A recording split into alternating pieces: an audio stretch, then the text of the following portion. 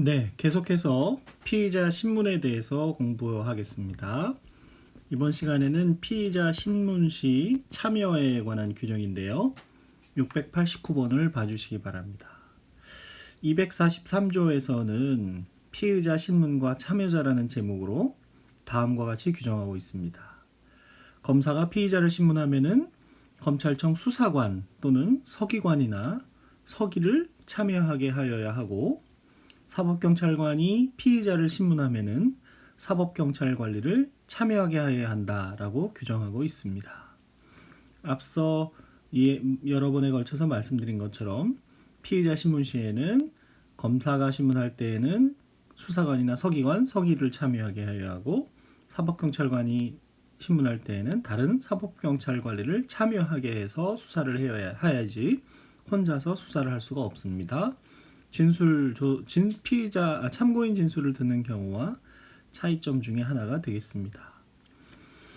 한편 245조의 2에서는 전문수사위원회 참여에 관한 규정도 두고 있습니다. 저희가 처음 공부할 때 형사 절차의 참여자들을 얘기하면서 전문수사위원회에 대해서 잠깐 이야기한 적이 있는데, 그와 같은 전문수사위원을 참여시키는 경우에 관해서도 규정하고 있고요. 다음으로 690번에 보시면 우리가 여러 번 공부한 것처럼 243조의 2에서는 변호인의 참여에 대해서 규정을 하고 있고, 244조의 5에서는 신뢰관계에 있는 자의 동석에 관한 규정도 두고 있습니다.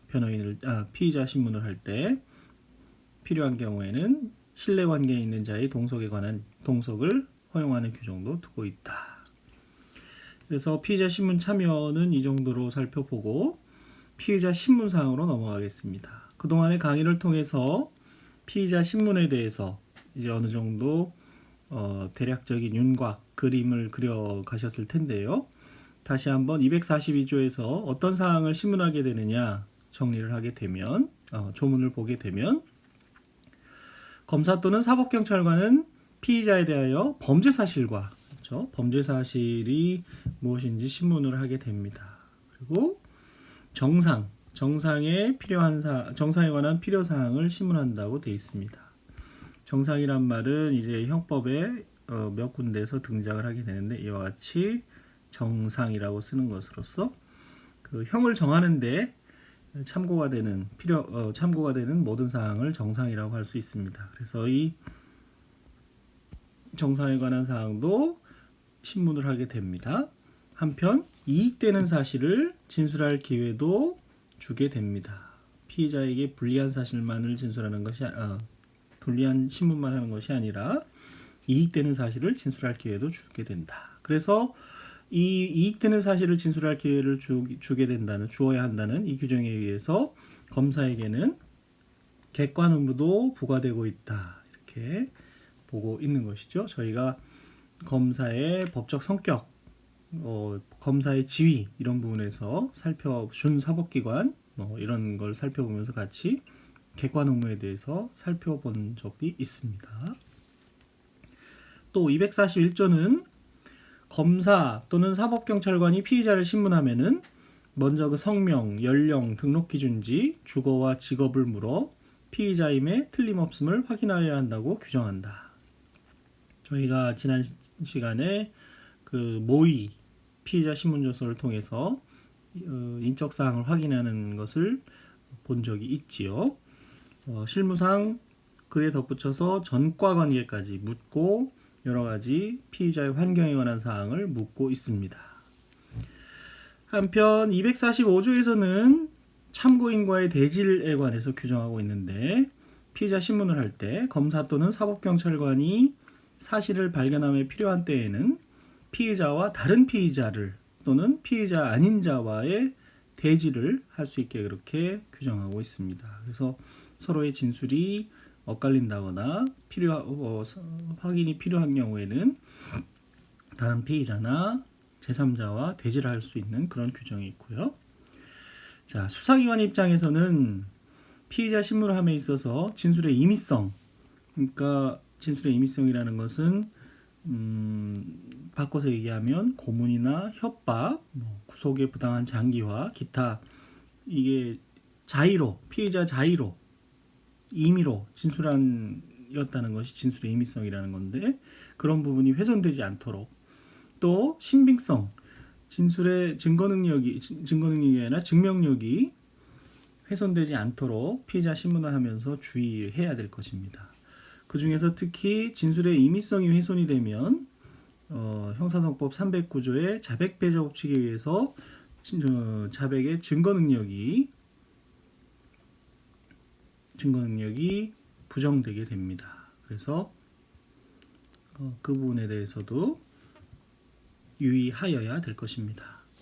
이와 같은 피의자 신문을 하게 되면요, 피의자 신문조서를 작성하게 되는데 피의자 신문조서에 대해서 저희가 이미 살펴봤습니다. 조문을 통해서 다시 한번 확인해 보면 244조 1항에서는 피의자의 진술은 조서에 기재하여야 한다고 규정하고 있고 2항에서는 제1항의 조서는 피의자에게 열람하게 하거나 읽어 들려주어야 하며 진술한 대로 기재되지 아니하였거나 사실과 다른 부분의 유무를 물어 피의자가 증감 또는 변경의 청구 등 이의를 제기하거나 의견을 진술한 때에는 이를 조서에 추가로 기재하여야 한다.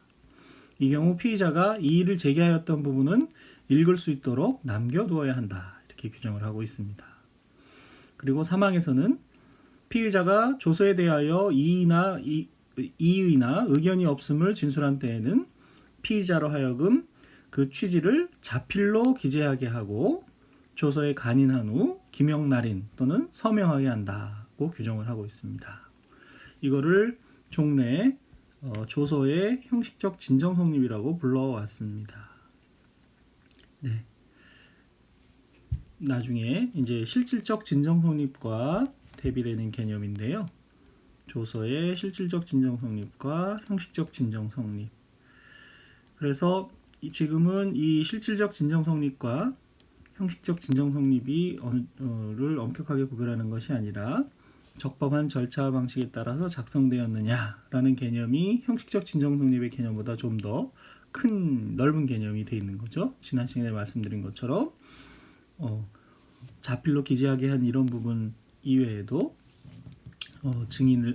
피의자를 소환할 때부터 시작해서 조사를 마칠 때까지 지켜야 되는 여러 사항들을 여러 절차를 다 지켰느냐라는 개념까지 포함해서 적법한 절차 방식이라고 하고 있고요.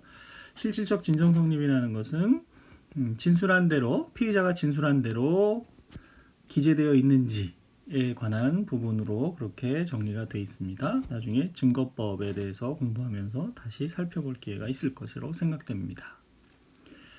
한편 현행법은 피의자 신문조서의 증거 능력에 관해서 결국 피의자 신문을 열심히 했는데 공판 절차에서 증거로 쓸 수 없게 되면 안 되지 않겠습니까? 그래서 증거 능력을 확보하는 것이 중요한데 현행법은 사법경찰관과 검사가 작성한 경우 피의자 신문조서의 증거 능력을 다르게 규정하고 있었으나 현재까지 또 그렇게 돼 있습니다. 형사소송법 312조 1항과 312조 제3항에서 다르게 규정하고 있습니다. 그런데 개정 형사소송법은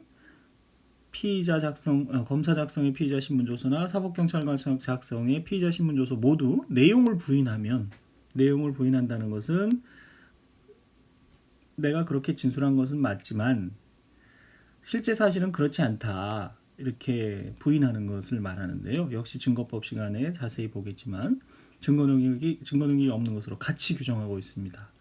이 규정이 언제 시행되느냐?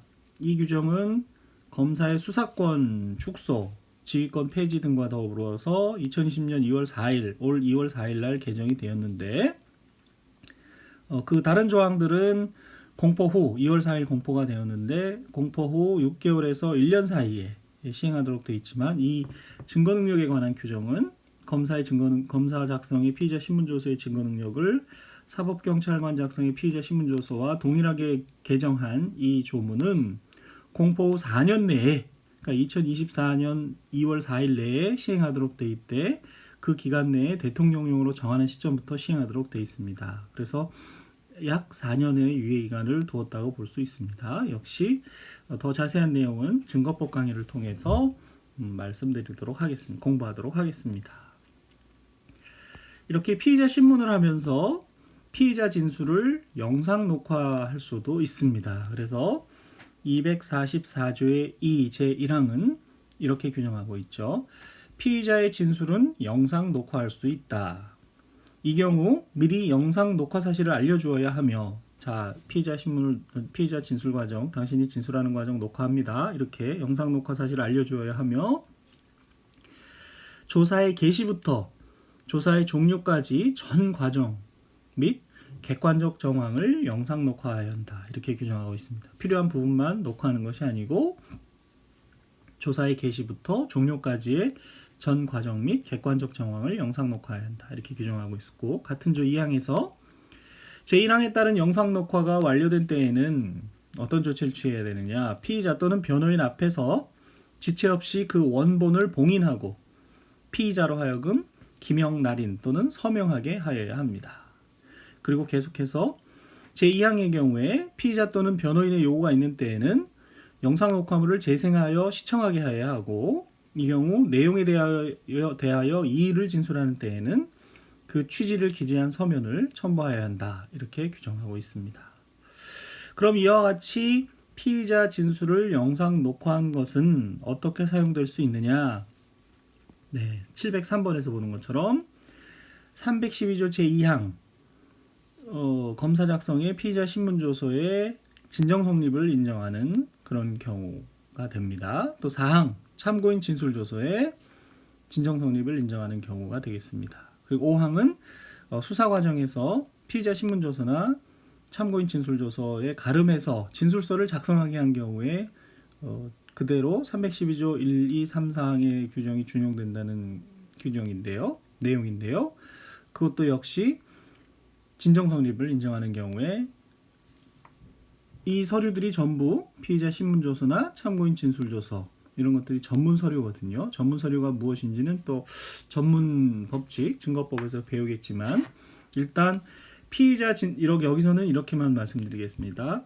피의자 신문조서가 전문 서류인 이유는 피의자 진술이 법관에게 직접 전달되는 것이 아니고 조서라는 형태로 간접 전달되기 때문에 전문 서류가 됩니다. 또 310조 제4항의 참고인 진술 조서가 전문 서류인 이유는 참고인 진술이 그대로, 이런 표현은 좀 어떨지 모르겠습니다만 날 것 그대로 법관에게 전달되는 것이 아니라 피의자 진술 조서라는, 그렇죠? 참고인 진술 조서라는, 피의자 신문 조서나 참고인 진술 조서라는 이런 서류의 형태로 간접적으로 법관에게 제시되기 때문에 전문 서류가 되거든요. 이러한 전문 서류의 진정 성립의 인정에 사용되는 경우가 생기게 됩니다. 그리고 318조의 2항에 따라서, 이것도 이제 증거법에서 배우겠습니다만은 기억을 환기시키기 위하여 사용될 수도 있습니다. 이 부분은 현재로서는 영상 녹화물이 직접 독립적인 증거가 될 수는 없고, 전문 서류의 진정 성립이나 318조 2항에 따른 기억 환기용으로 사용된다. 이렇게 일단은 알고 넘어가시면 되겠습니다. 좀 이따가 아래에서 또 판례가 나오니까 다시 언급할 기회가 있을 겁니다. 참고인 진술조서 공부하면서요. 그렇게 영상 녹화물을 사용하는 경우, 증거법에서 사용하는 경우가 있습니다. 증거로라기보다도 증거로 사용되긴 하지만 전문 서류의 진정 성립이나 318조 2항에 따른 기억 환기용으로 사용되는 경우가 있어서 형사소송 규칙에는 영상 녹화물을 조사하는 방법에 대해서 규정을 하고 있습니다. 그래서 검사는 피고인이 된 피의자의 진술을 영상 녹화한 사건에서 피고인이 그 조서에 기재된 내용이 피고인의 진술한 내용과 동일하게 기재되어 있음을 인정하지 아니하는 경우, 그 부분의 성립의 진정을 증명하기 위하여 영상 녹화물의 조사를 신청할 수 있다. 이렇게 규정하고 있습니다. 전문 서류 진정 성립에 관해서 규칙에서 좀 더 자세한 규정을 두고 있는 것이죠. 자, 이에 관해서 판례 하나를 살펴보고 넘어가도록 하겠습니다. 2011도 3509 판결인데요. 공직선거법, 지난 시간에도 공직선거법 관련 판례가 나왔었는데, 공직선거법 272조의 2제1항은 선거범죄 조사와 관련하여 선거관리위원회 위원 또는 직원은 관계인에 대하여 질문, 조사를 할 수 있다는 취지로 규정하고, 공직선거관리규칙 146조의 3 제3항에서는 위원 직원은 조사 업무 수행 중 필요하다고 인정되는 때에는 질문, 답변 내용의 기록, 녹음, 녹화, 사진 촬영, 선거범죄와 관련 있는 서류의 복사 또는 수집, 기타 필요한 조치를 취할 수 있다고 규정하고 있으므로 선거관리위원회 직원은 선거범죄 조사를 위하여 그 관계인의 진술 내용을 여기 보시는 것처럼 녹음, 녹화할 수가 있습니다. 한편 공직선거법 272조의 제6항은 선거관리위원회 위원 또는 직원이 선거범죄와 관련하여 질문, 조사하거나 자료 제출을 요구하는 경우에는 관계인에게 그 신분을 표시하는 증표를 제시하고 소속과 성명을 밝히고 그 목적과 이유를 설명하여야 한다고 규정하고 있는데, 마치 경찰관 직무집행법에서 불신검문을 하는 경우와 유사합니다. 이는 선거범죄 조사와 관련하여 조사를 받는 관계인의 사생활의 비밀과 자유 내지 자신에 대한 정보를 결정할 자유, 재산권 등이 침해되지 않도록 하기 위한 절차적 규정이므로 선거관리위원회 직원이 관계인에게 사전에 설명할 조사의 목적과 이유에는 조사할 선거범죄 혐의의 요지, 관계인에 대한 조사가 필요한 이유뿐만 아니라 관계인의 진술을 기록 또는 녹음, 녹화한다는 점도 포함된다. 얘기해줘야 된다는 얘기죠. 따라서 선거관리위원회 위원 직원이 관계인에게 진술이 녹음된다는 사실을 미리 알려주지 아니한 채 진술을 녹음하였다면 그와 같은 조사 절차에 의하여 수집한 녹음 파일 내지 그에 터잡아 작성된 녹취록은 형사소송법 308조의 2에서 정하는 적법한 절차에 따르지 아니하고 수집한 증거에 해당하여 원칙적으로 유죄의 증거로 쓸 수 없다라고 규정하고 있습니다. 그래서 특정한 공직선거 범죄 같은 경우에는 녹음, 녹화한다는 사실을 알려줘야 한다는 명문의 규정이 있고, 그런 절차를 밟지 않았을 때는 위법 수집 증거로서 증거 능력이 배제된다는 그런 판례를 우리가 볼 수 있는 것이죠. 밑에 구체적인 사실관계는 이 강의에서는 생략하도록 하겠습니다. 아마 농협조합장 선거와 관련되는 것 같습니다. 최근에도 농협조합 선거가 끝나고 전국 각지에서 농협조합장 선거에 관한 선거범죄 수사가 검찰에 의해서도 여러 이루어지고 있는 것을 언론 보도를 통해서 가끔 접할 수가 있는 사안이지요. 네. 그래서 녹음 녹화에 대해서 규정하고 있는 공직선거법 규정에 대해서 보았습니다. 그 다음, 이 정도로 해서 피의자 신문의 의의라든지 방식, 또 피의자 신문의 참여, 특히 지난 시간에 걸쳐서 얘기했던 진술거부권의 고지 문제, 또 개정법에서 사법경찰관이 수사를 할 때는 인권침해나 법령위반 이런 것을 침해받을 때에는 검사에게 구제 신청할 수 있다는 것을 알려줘야 한다는 규정이 생겼다는 점들, 그리고 오늘 봤던 피의자 신문의 참여자라든지 피의자 신문의 영상 녹화 이런 부분들에 대해서 잘 익혀두시기 바랍니다.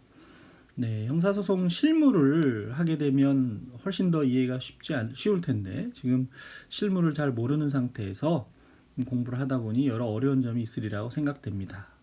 상상력을 충분히 발휘하셔서 어떤 상황에서 어떤 일이 벌어지고 있고 어떤 것이 문제가 되고 있는지, 그런 것에 대해서 어떻게 규정하고 있는지 지금으로서는 최대한의 상상력을 동원해서 이해를 해 주시기 바랍니다. 그 다음 지금 임의수사에 대해서 공부하고 있는데, 여태까지 공부한 것은 임의수사 중에서 피의자 신문이었습니다. 그렇죠? 범죄를 저질렀다고 사료되는 피의자에 대해서 신문하는 방법이었고, 이제부터는 참고인 조사에 대해서 공부하도록 하겠습니다. 참고인 조사의 의의부터 보면 221조 1항 1문에서 볼 수 있는데요. 검사 또는 사법경찰관은 수사에 필요한 때에는 피의자가 아닌 자의 출석을 요구하여 진술을 들을 수 있다고 규정하고 있는데, 이와 같이 피의자가 아닌 제3자가 바로 참고인인 것입니다. 그리고 수사기관은 참고인 조사를 위해서 참고인의 출석을 요구할 수 있죠. 하지만 피의자와 달리 피의자의 경우에는 출석을 거부하거나 출석에 불응하거나 불응할 염려가 있으면 나중에 체포영장 청구 사유가 되는데, 참고인은 피의자가 아닌 제3자이기 때문에, 말 그대로 참고인이기 때문에 출석을 강제할 수 있는 방법은 없습니다. 그런데 반드시 참고인의 진술을 들어야만 진상을 밝힐 수 있고 수사를 해야 되는데 꼭 필요하다고 생각이 되면 증인신문 청구를 할 수 있는 방법이 있습니다. 그래서 221조의 1항에서 규정하고 있는데, 범죄의 수사에 없어서는 아니 될 사실을 안다고 명백히 인정되는 자가, 즉 이 사람 참고인의 진술이 굉장히 필요한 상황인데, 앞서 본 규정에 의한 출석 또는 진술을 거부한 경우에는 검사는 제1회 공판기일 전에 한하여 판사에게 참고인에 대한 증인신문을 청구할 수 있습니다. 마치 제1회 공판기일 전이니까 재판이 열리기 전인데 재판기일에서 증인을 신문하는 것처럼 증인신문을 청구할 수 있습니다. 증인으로 채택이 되면 출석 의무가 있고 선서 의무가 있고 하기 때문에 이렇게 되면 진술을 들을 수 있게 되는 것이죠. 그래서 이것을 공판기일 전 증인신문의 청구라고 합니다. 참고인의 진술을 반드시 확보해야 되는 경우라면 이런 규정을 활용해 볼 수 있겠습니다. 수사 단계에서.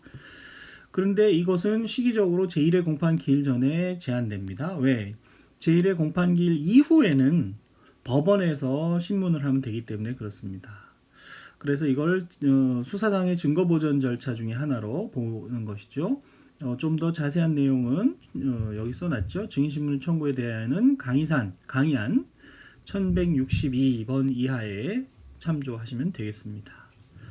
한편 국가보안법에는 참고인 신문에 대한 별도의 규정이 있습니다. 그래서 어떤 규정이 있냐면, 검사 또는 사법경찰관으로부터 국가보안법에 정한 죄의 참고인으로 출석을 요구받은 자가 정당한 이유 없이 2회 이상 출석 요구에 불응한 때에는 관할법원 판사의 구속영장을 발부받아 구인할 수 있다. 참고인에 대해서도 영장을 발부받아서 구인할 수 있다는 특별 규정을 두고 있습니다. 네, 우리나라의 특수한 역사적, 여러 사회적 사정상 국가보안법이라는 것이 있어서 좀 지우개로 깨끗하게 지우고, 국가보안법이라는 것이 있어서 국가보안법에는 별도의 특별 규정을 참고인도 구인할 수 있는 그런 규정을 두고 있다. 이렇게 알고 넘어가야 되겠습니다. 참고인 조사는 어떤 방식으로 하느냐? 참고인 조사의 경우에는 피의자 신문의 경우와 달리 다른 수사기관의 참여 등에 관한 규정이 없습니다. 검사 같은 경우에는 수사관, 서기관, 서기를 참여시켜야 하고, 사법경찰관리 같은 경우에는 피의자 신문을 할 때 다른 사법경찰관리를 참여시켜야 하는데, 참고인은 그런 규정이 없고 혼자서 조사할 수 있다는 얘기죠. 한편 지난 시간에 살펴본 것처럼 지난 강의에서요, 진술 거부권을 고지할 의무도 없습니다. 진술 거부권을 고지하느냐 고지하지 않느냐를 피의자냐 참고인이냐 이에 대해서 나중에 증거 능력이 부여되느냐 아니냐 여러 가지 차이점이 생기는 것을 우리가 판례를 통해서 공부한 바가 있죠. 한편 피해자를 참고인으로 조사하는 경우에 신뢰관계에 있는 자의 동서에 관한 규정이 준용이 돼서 필요한 경우에는 참고인이 혼자 조사받지 않고 신뢰관계에 있는 사람을 옆에 앉도록 그렇게 할 수 있는데요. 특히 성폭력 피해자나 아동학대 피해자 이런 사람들에 대한 조사를 할 때에는 피해자 보호의 필요성이 큽니다. 그래서 성폭력 범죄 처벌 등에 관한 특례법 24조에서는 성폭력 범죄의 피해자에 대한 전담 검사를 지정해서 전담조사제를 시행하고 있고, 또 제25조는 성폭력 범죄에 대한 전담 재판부에 관한 규정을 두어서 법원에도 전담 재판부를 두어 성폭력 범죄 피해자 보호를 꾀하고 있습니다. 네, 검찰과 법원에 전담 검사와 전담 재판부를 두는 그런 규정도 두고 있지요. 참고인 진술 조사를 하게 되면 진술조서를 작성하게 되는데, 검사 또는 사법경찰관이 참고인의 진술을 기재한 조서를 진술조서라고 합니다. 그렇죠? 이에 비해서 피의자나 참고인 등이 스스로 자기의 생각이나 사실관계 등을 기재한 서면은 진술서라고 하고요. 진술서와 진술조서는 그 증거능력 인정 요건이 달라서 그 차이점을 구별을 하게 됩니다. 예, 자세한 것은 증거법 시간에 다시 보도록 하고요. 참고인 진술조서 중에서 흥미있는 판례 하나를 보게 되면 82년도에 선고된 8.2도 368 판결인데요. 공용서류 무효죄, 네, 형법에 보면 공용서류 무효죄, 형법 강론에 공용서류 무효죄라는 것이 있습니다. 그래서 공용서류 무효죄의 객체는 공무소에서 사용되는 서류인 이상 정식 절차를 밟아 접수되었는가 또는 완성되어 효력이 발생되었는가 여부를 묻지 않는다 할 것이므로 피고인, 여기서 피고인이 이제 참고인 진술조서를 작성한 경찰관인데요. 피고인이 작성한 손 아무개에 대한 진술조서가 상사에게 정식으로 보고되어 수사기록에 편철된 문서가 아니라거나 완성된 서류가 아니라 하여 형법 141조 1항 소정의 공무소에서 사용하는 서류에 해당하지 않는 것이라고 할 수 없다. 즉 참고인 진술조서가 공용서류 무효죄의 서류에 해당한다는 얘기죠. 따라서 진술자가 서명 무인하고 간인까지 하였던 서류이었음이 기록상 분명한 소나무에 대한 진술조서를 피고인이 수사기록에 편철하지 않은 채 보관하고 있다가 휴지통에 버려 폐기한 소위를 공용서류 무효죄로 처단한 것은 정당하다는 판결 내용입니다. 네. 참고인 진술조서의 증거능력은 312조 제4항에 의하여 결정됩니다. 그래서 312조 제4항은 뭐라고 규정하고 있느냐 하면 검사 또는 사법경찰관이 피고인이 아닌 자의 진술을 기재한 조서, 즉 참고인 진술조서가 되겠습니다. 적법한 절차와 방식에 따라 작성된 것으로서 그 조서가 검사 또는 사법경찰관 앞에서 진술한 내용과 동일하게 기재되어 있음이 원 진술자의 공판준비 또는 공판기일에서의 진술이나 영상녹화물 또는 그 밖의 객관적인 방법에 의하여 증명되고, 여기 이제 아까 영상녹화물이 전문서류의 진정성립에 사용된다라고 말했던 그 부분입니다. 피고인 또는 변호인이 공판준비 또는 공판기일의 그 기재 내용에 관하여 원 진술자를 신문할 수 있었던 때에는 증거로 할 수 있다. 다만 그 조서에 기재된 진술이 특히 신빙할 수 있는 상태하에서 행하여졌음이 증명된 때에 한한다. 네.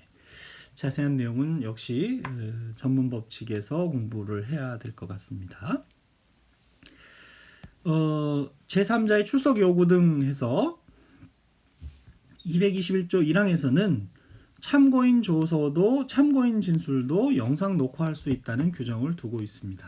그래서 검사 또는 사법경찰관은 수사에 필요한 때에는 피의자가 아닌 자의 출석을 요구하여 진술을 들을 수 있다. 이 부분은 공부했고, 이 경우 그의 동의를 받아 피의자 신문의 경우에는 알려주기만 하면 되는데 참고인 진술의 경우는 동의를 받아서 영상 녹화할 수 있다고 규정을 해서 피의자의 경우와 달리 참고인의 동의를 요건으로 하고 있습니다.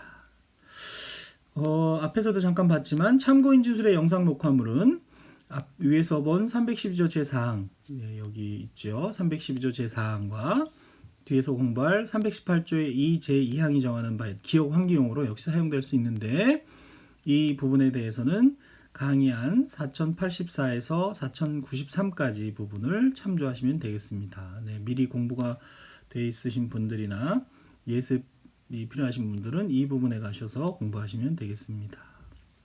네, 조금 애매하긴 한데 강의 시간이 많이 지나서 여기까지 이론 설명을 하고 다음 시간에 이 영상 녹화물, 참고인 진술의 영상 녹화물 증거 능력과 관련된 판례를 보면서 다시 확인해 보기로 하겠습니다. 네, 이번 시간 강의 듣느라고 수고하셨습니다.